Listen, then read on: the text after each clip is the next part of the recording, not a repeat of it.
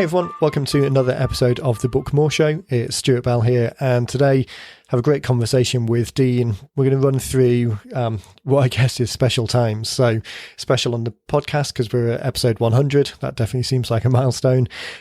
Special because of everything that's going on out in the world. So today, rather than dive into any specifics on books, we're kind of diving into the current world order and moving conversations more online than offline. So thinking about a book as a tool in your arsenal, we're often talking about kind of conversational conversions and how a book kind of starts the conversation. We're not really going into any book details today, but instead we're really looking at the difference in the world and how to best make use of the digital opportunity. We talk about necessity being the mother of invention, and really the opportunity is that people out there, your potential customers, are being forced to adopt technology that can actually make everything a lot more convenient for them. So digital technology means that you can get to more people, that they can get to you, remove some of the barriers to entry, both in terms of cost and time and effort.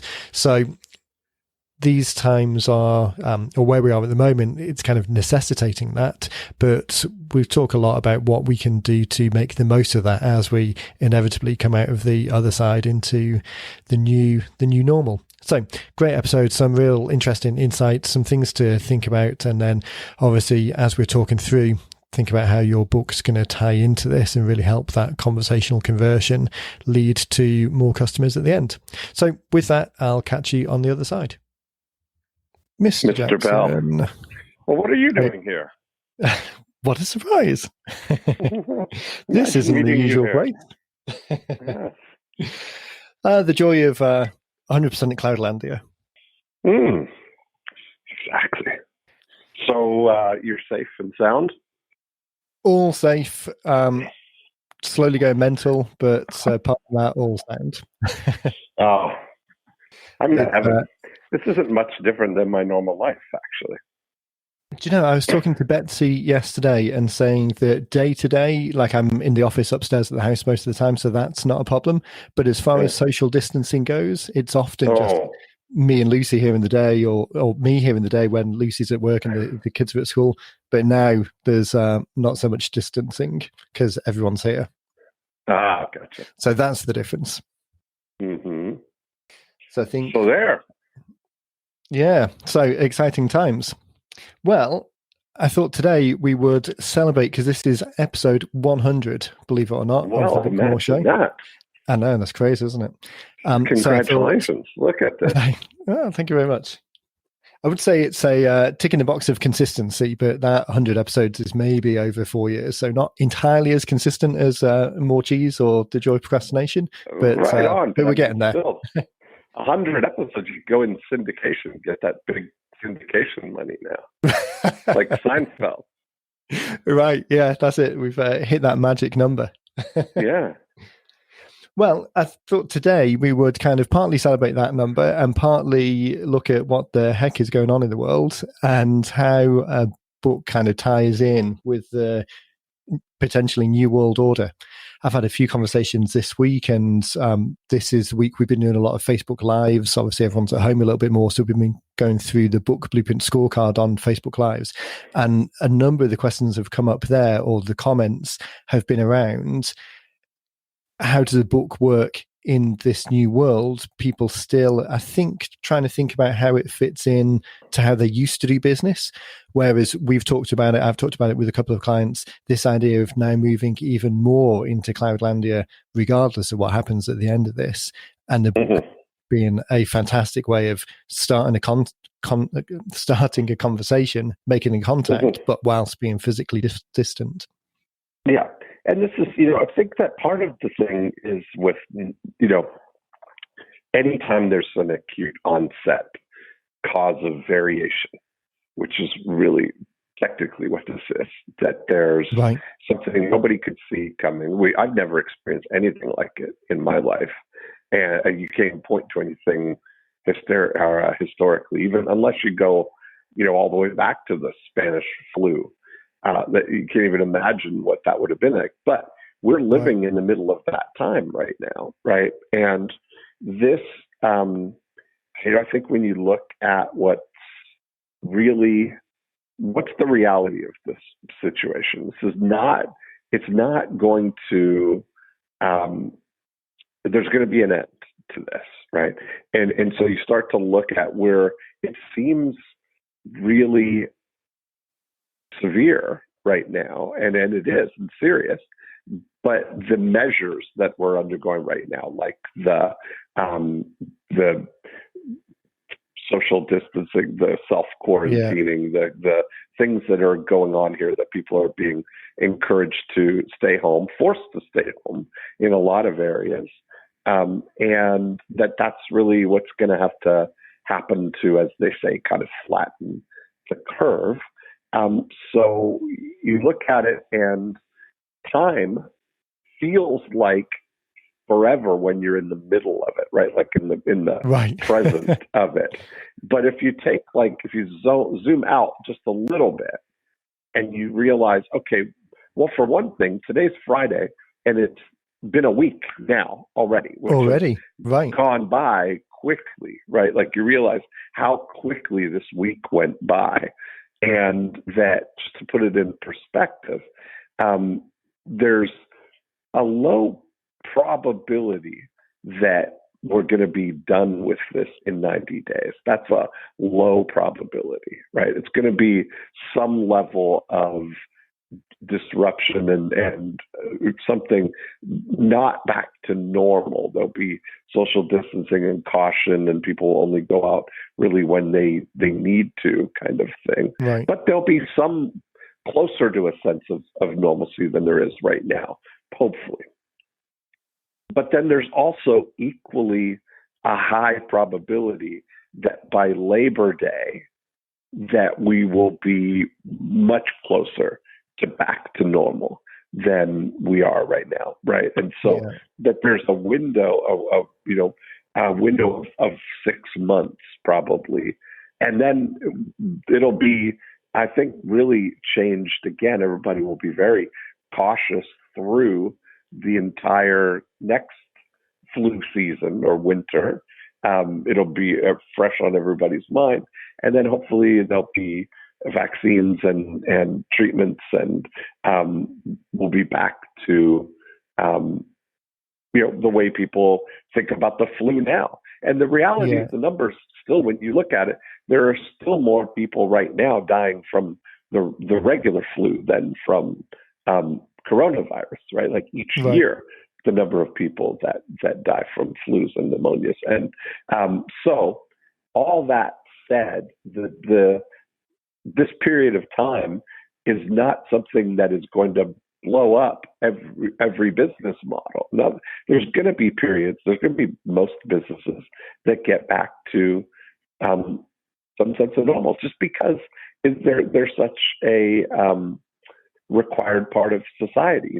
That's the businesses there's still that underlying demand hurt the most right now. The ones that are being hurt the most right now are certainly restaurants and public services, like getting your hair done, getting your nails done, getting going to the gym, going to all the things that are just a part of everyday life. Those things are not going away. The desire for those things is not going away. And as soon as we get back into the normal swing, you would anticipate that those things would rebound right back, that there's a pent up demand for them, Yeah. And travel, same thing, airlines and hotels. It may slow down, where I think what's going to have the bigger impact on it is that some level of non-essential business travel is going to reduce now.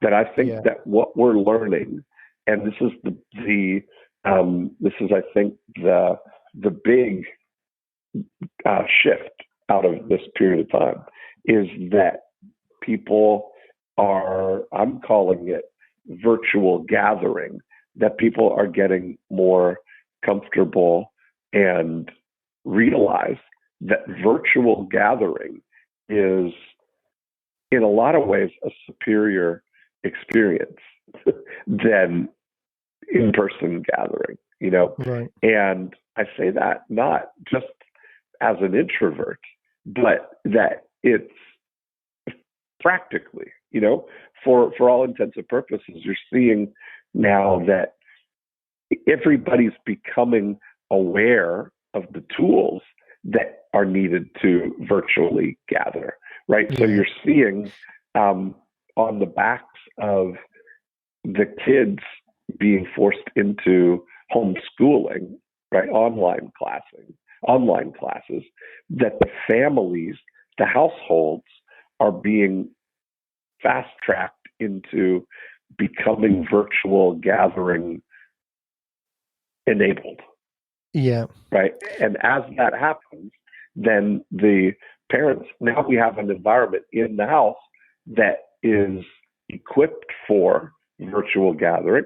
The parents are going to see over the kids' shoulders that, oh, wow, this is really, it's possible. This is great. Yeah. It's kind of like being in class.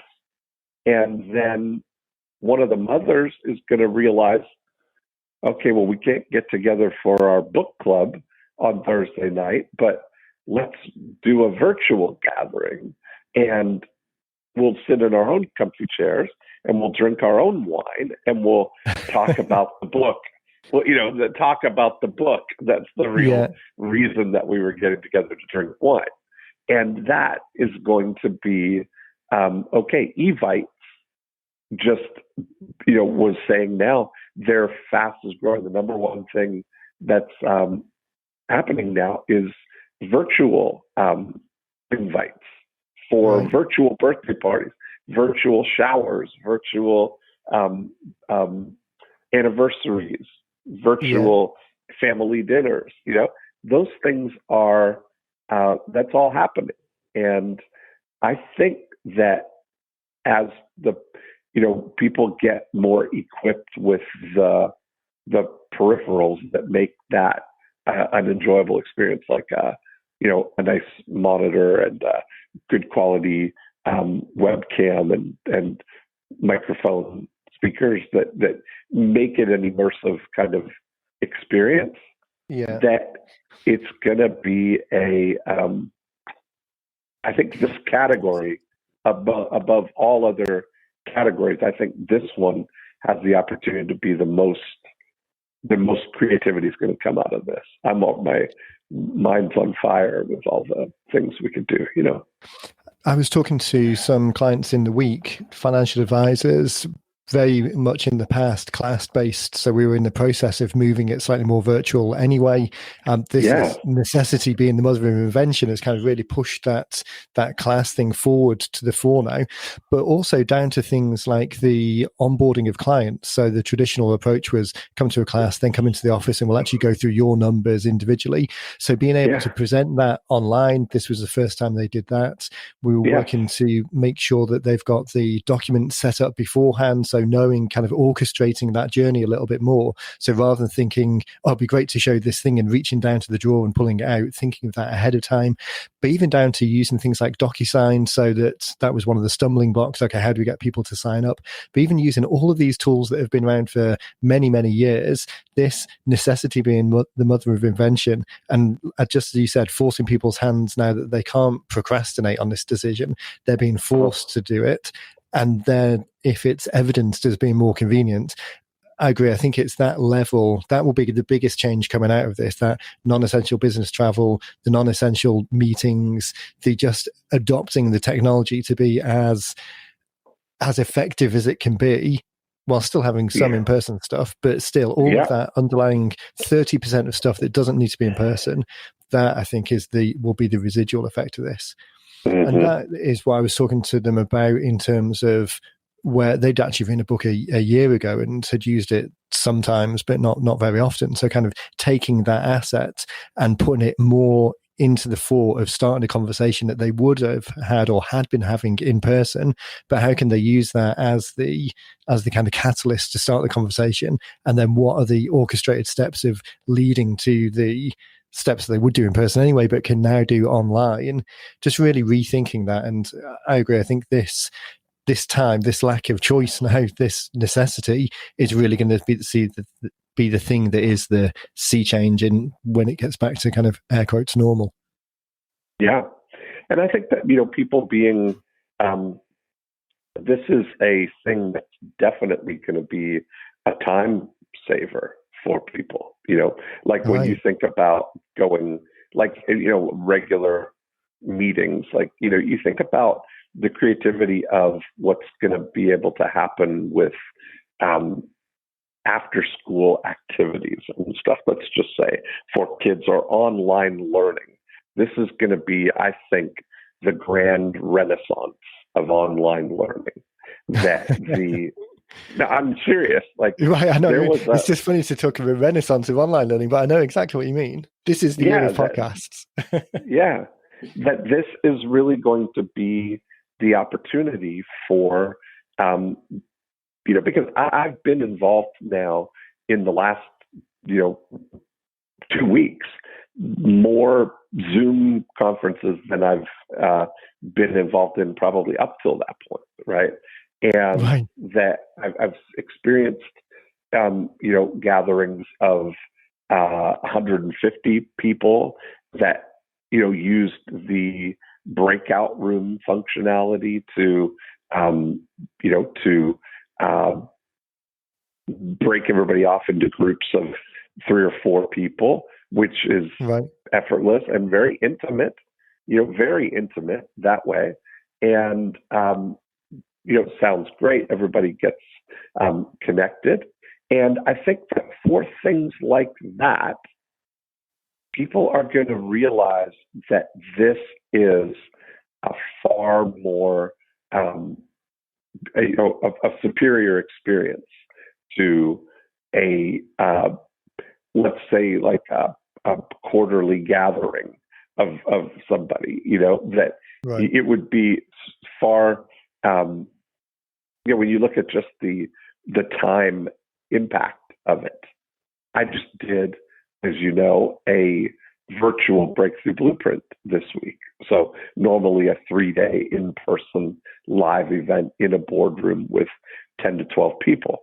And I just did a virtual version of that this week. And we had people from Las Vegas and Belgium and Bangkok. And it was just seamless. I mean, we were all in our own environments.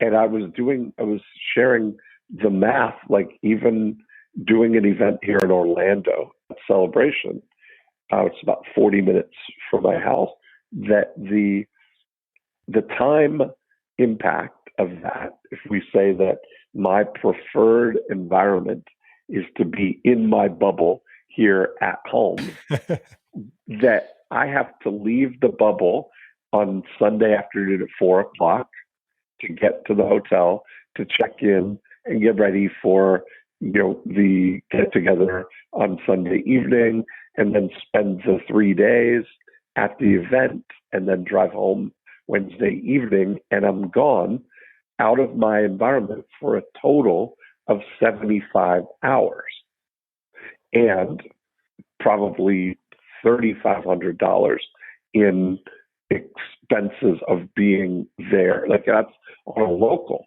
event, right? Without factoring in airfare or travel or anything like that. That's just the boardroom and hotel room for me being there. And you start to think now that I can stay, I was able to this week, stay in my environment, wake up, have my whole morning routine, have breakfast at home, and then pop into the studio, my Zoom studio that we've set up in the house.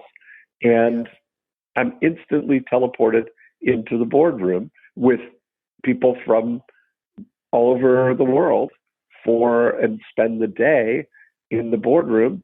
And then at the end of the day, we sign off and I'm magically right back in my own home environment.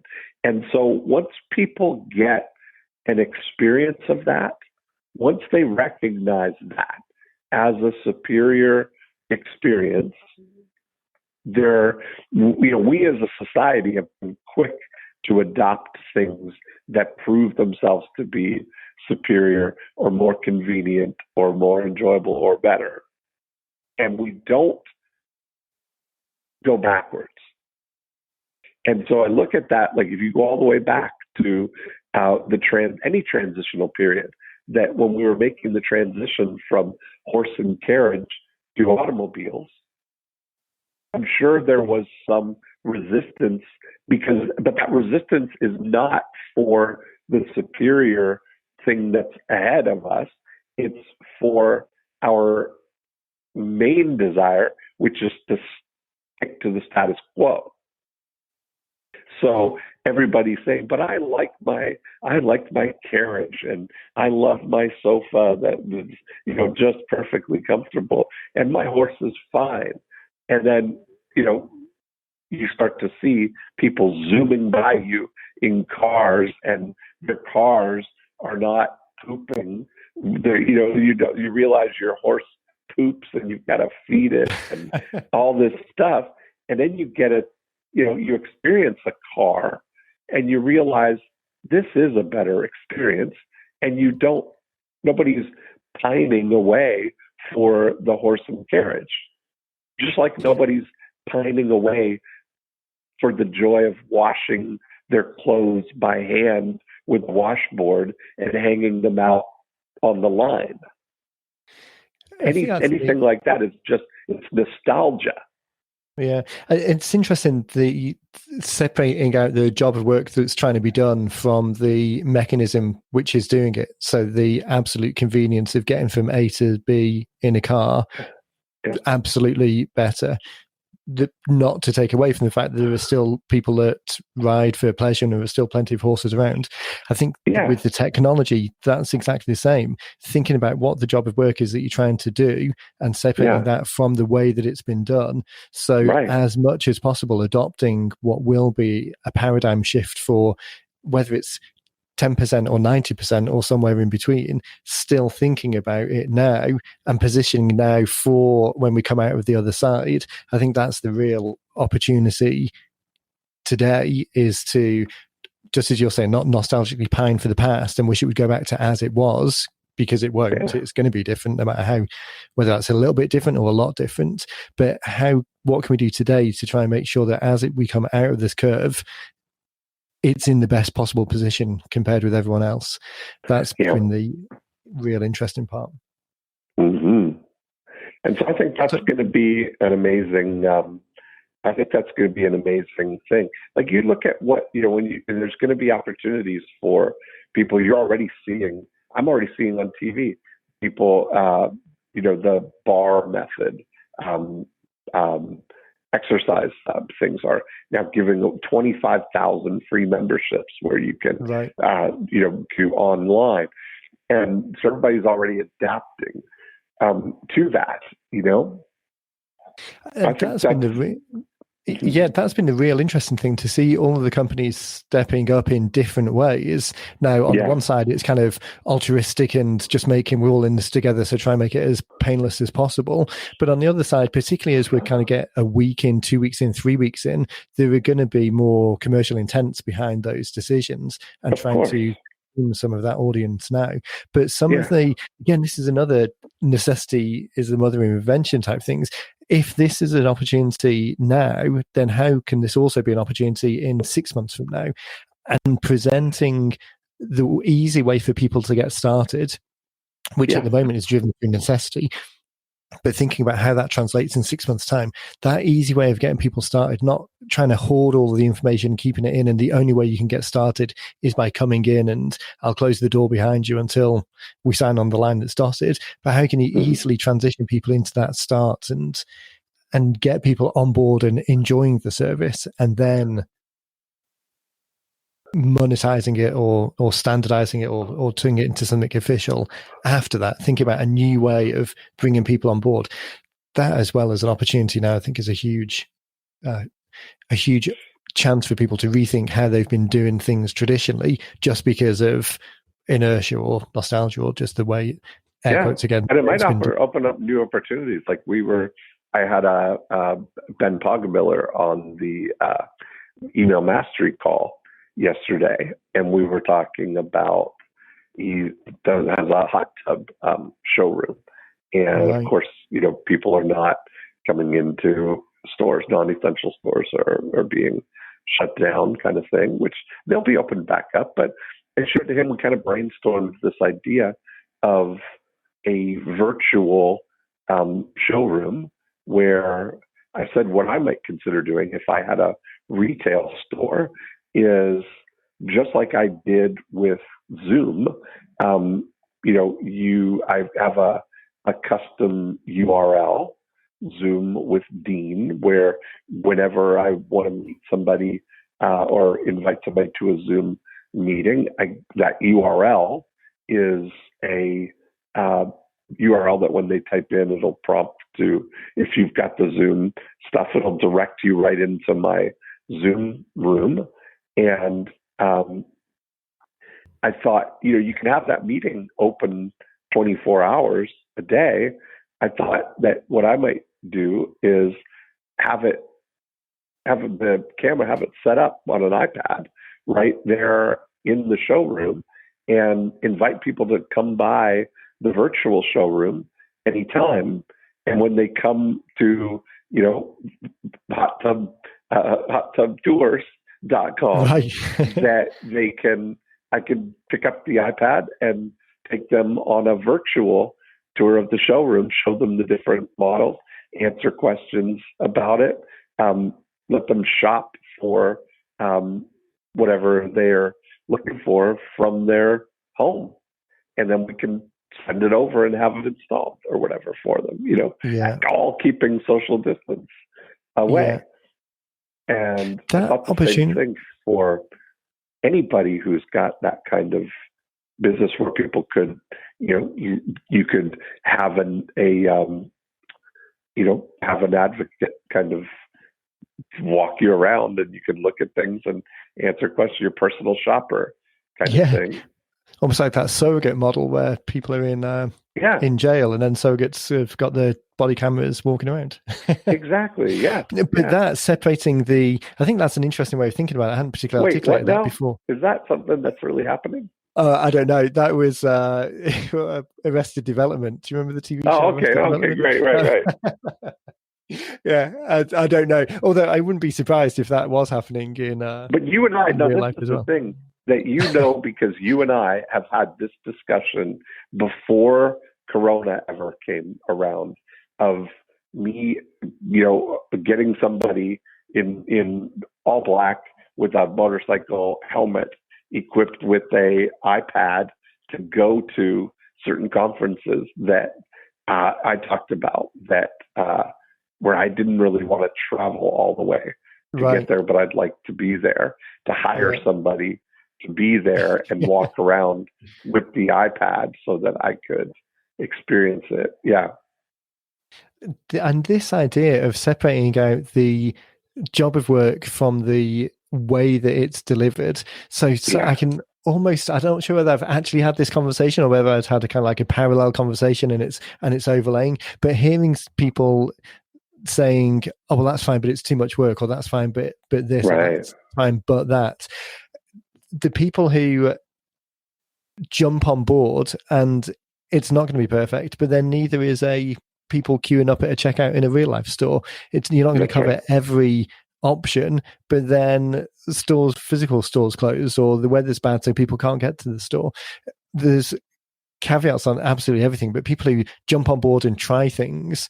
There was last week, there were a couple of because all of the theatres and the concert halls have shut down. So the amount of musical acts that I've seen doing Instagram or Facebook live streams, kind of like behind the scenes type things, or just these off the cuff, completely unproduced performances. But it's that engagement with the person, with the artist. And again, not to suggest that everyone needs to be an artist in order to do that, but just now being able to use the technology to deliver a more behind the scenes, a more personal experience, but personal at scale and at distance. again, coming out of the back of this, I think that's going to be a significant change. And there'll be people who really adopt and embrace what's going on at the moment who will get an unfair advantage out of the back of this because they'll be that's exactly right. And it's just it happens to naturally gel with their personality, and they can just start doing this and enjoy doing it, and it's not an overhead or a burden. They just get out there in front of a potential audience and then kind of claiming the territory because everything's up in the air a little bit now. Yes, I agree. Yeah. Exciting times. We are just coming up on half an hour, so appreciate the time. Episode 100. Looking forward to, assuming we're all here at 200, then we'll... Special Cause of Variation. Right. Yeah, absolutely.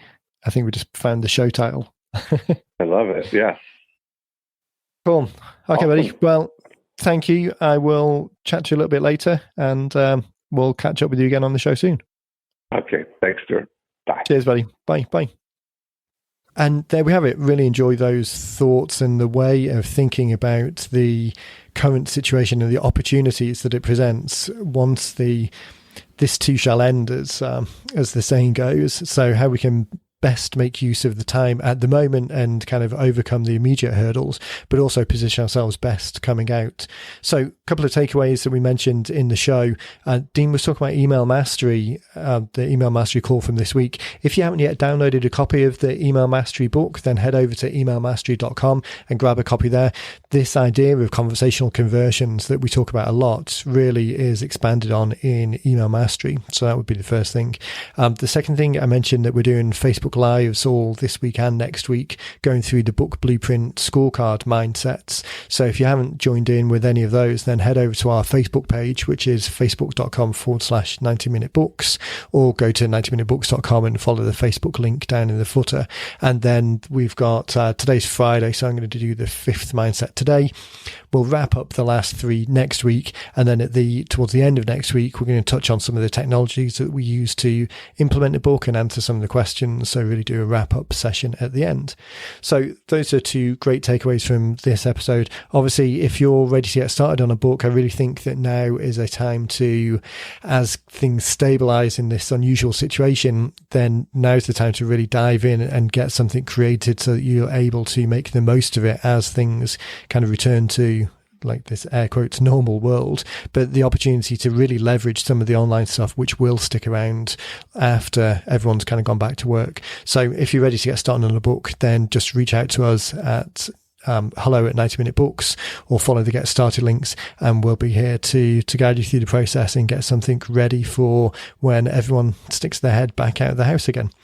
Okay, so with that, thanks very much for your time, guys. Really super pleased to have got to episode 100 here. It really does seem like quite a milestone. We've got a huge thank you to everyone that's been a guest on the show, and the customers and the partners that we work with, and the team that we work with here. So thanks again for that. Thanks again for you listening.